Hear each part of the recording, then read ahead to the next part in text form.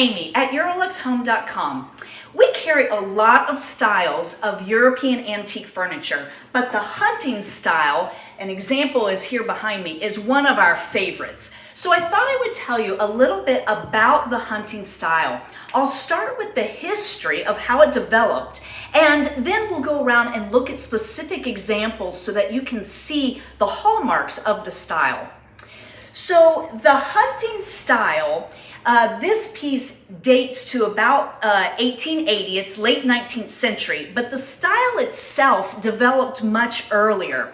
And it can all be started with when Charles VIII, the King of France, invaded Italy in 1494. So he went down to Italy, sacked Italy, but while he was there, he saw the beautiful Italian Renaissance architecture and sculpture and art that was happening during the 15th century in Italy. And so when Charles VIII came back to France, he brought with him these ideas of the Italian Renaissance, but then brought it back to France, and it was reinterpreted as the French Renaissance. By the time Francis I came to the throne in the early 16th century, around 1515, then is really considered the peak period of the French Renaissance. That is really when that style flourished in France throughout the 16th century.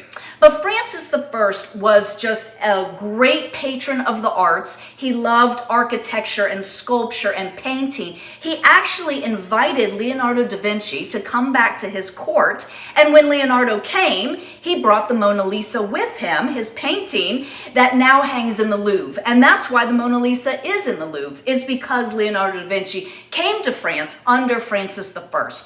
So not only did he encourage artistic expression in painting and sculpture, he also really focused on architecture. And Francis I continued the building campaign that earlier French kings had done of building great big huge chateaus in the Loire Valley.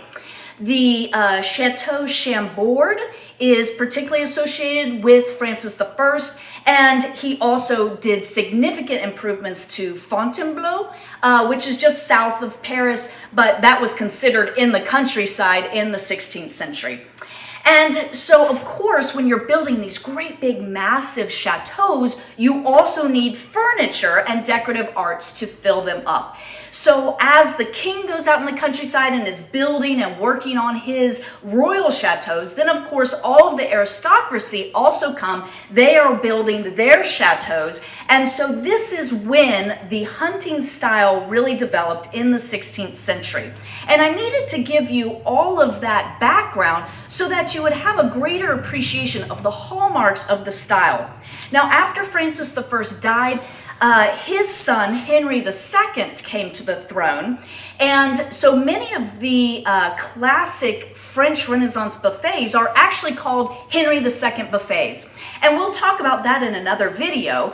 But Henry II was married to a very interesting woman named Catherine de' Medici. And I won't tell you all of her history in this video, but there's been a recent TV series called The Serpent Queen about her that's just fascinating. And we're going to make another video about that. But in the meantime, let's go look at some of the hallmarks of the hunting style.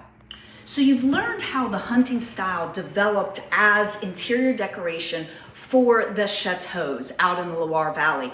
And those were thought of as exotic locations away from the city. And so, of course, the aristocracy and the royal court wanted this exotic type of furniture that is different than what they had back in their city home in Paris. And so that's the nature of this furniture. And we see first great big huge scale. So monumental, massive scale. The chateaus are gigantic. If you've ever been to Loire Valley, they're just amazing to go visit. But the scale is overwhelming. So of course you need great big huge furniture. And we see mostly carved in oak and some in walnut. And this is etched glass, but you often see stained glass as well. And we see the elements of the Renaissance style is the mythological references. So way up at the top, we see the figure of the god Bacchus or slash Dionysus, Greco-Roman, and he has grapes around him. So he's thought to be god of wine, of the harvest, of the party, being out in the countryside. And then as you come down, you'll see these columns on either side, again, borrowing from the classic Italian Renaissance columns, those architectural elements, but yet being added into this style. Down here at the bottom, you'll see live birds, very detailed, very heavily carved birds, and those are the trophies of the hunt. So I'll come over and show you this next one here. You also find lush foliage because, of course, you're out in the countryside. And here you can actually see leaves, and the drawer pull is actually a tree branch. Little acorns there. Here we have a mythological beast, a little griffin or a phoenix. And then what I really like about this piece is we actually have the hunters themselves here on the hunting style. So here we have a little man, he has his hunting outfit on, and you see he's dressed like an aristocrat. He's got his little pantaloons, and he has been out and he's caught a bird. So a falconer or has caught a bird. Coming over here we have a fisherman. He's got his net, his fishing net, and his little fish in his hand. So just showing you how the elements of the hunt are reflected in the furniture. So coming this way, here's another really beautiful piece. This one's in walnut. Again, massive scale. We have here symbols of the countryside. We have grapes, we have carved sheaths of wheat. They wanted to be surrounded by furniture that reflected the atmosphere of where they were. But yet you still have these classical columns.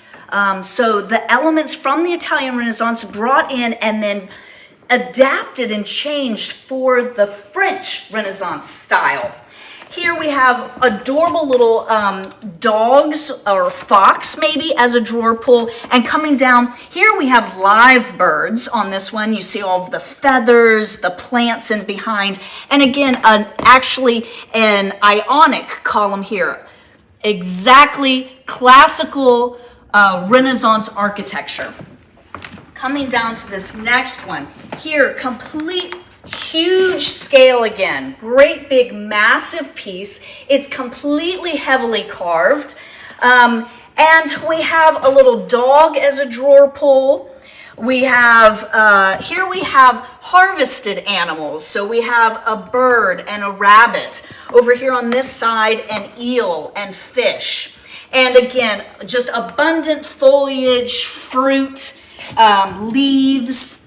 And yet still the classic architectural element up at the top, the dental frieze, and the Renaissance scrolls coming down. So let's go. I'll show you a few more examples. Coming right through here. Here is just a very charming piece. Here you can see the stained glass. So not all pieces have stained glass. This is original stained glass, again from about 1880.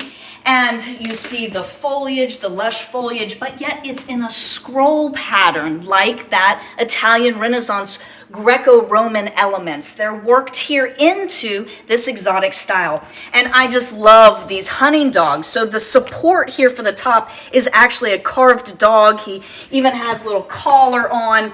Coming down, we have more scroll work, leaves, and more harvested animals, trophies of the hunt. And this piece, we actually have barley twist. That is yet another hallmark of the hunting style. So down here, it's not all great, big, huge buffets. We have dining room tables and chairs in the hunting style. This piece, this chair you see, has the barley twist columns found very often on the hunting chairs, and you have the stretchers across the front. But again, it's completely covered in this lush foliage within our little mythological beasts added in. So they keep combining all of these hallmarks into the style. Here we have a hunting table, and this you can see little sort of mythological dragons. They have claw feet and yet again fruit and foliage. Sometimes we actually have hunting tables that are called four beast tables, where each leg is separate, and you'll see a deer, a dog, a boar, and a fox. And those are really great. We don't find them very often, but they're really interesting when we find them. So just showing you that there are still smaller pieces. So here we have a nightstand. Sometimes we do have bedroom sets in the hunting style.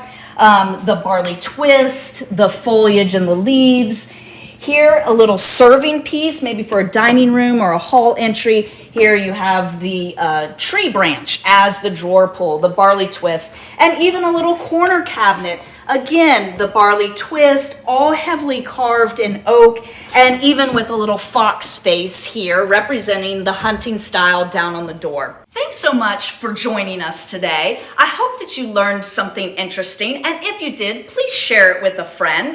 If you have any questions, please leave them in the comments below, and remember to like this video and please subscribe to our channel. It really helps a small business.